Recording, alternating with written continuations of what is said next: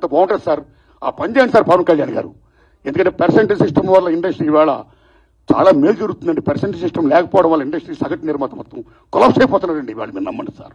Why? Because all malls, PRs మొత్తం ఇలాంటివన్నీ వచ్చేసిన తర్వాత సింగిల్ థియేటర్స్ ఇవాళ ఉనికి లేకుండా పోతుందండి.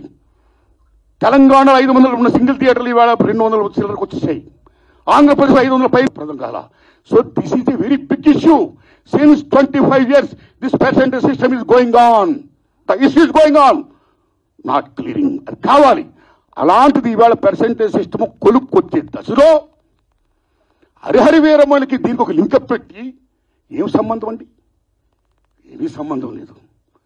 ఈ రకంగా దాన్ని ఇచ్చేస్తారని చెప్పి ఈ పర్సెంటేజ్ సిస్టమ్ అనే ఇష్యూని పక్క తోసేసేసి హరిహరి వీరమ్మను ఫోకస్ చేయడం అంటే ఎంత దూరం ఉండేది. అది కరెక్ట్ కాదండి. అందుకని నేను మనస్ఫూర్తిగా ఇది ఫీల్ అయ్యే నేను చెప్పడం కోసమే నేను విజ్ఞప్తి చెప్తూ పవన్ కళ్యాణ్ గారు విజ్ఞప్తి చేస్తున్నా, నేను చంద్రబాబు నాయుడు గారిని విజ్ఞప్తి చేస్తున్నా, దుర్గేష్ గారు విజ్ఞప్తి చేస్తున్నా. పవన్ కళ్యాణ్ గారు మాట చెప్పారు,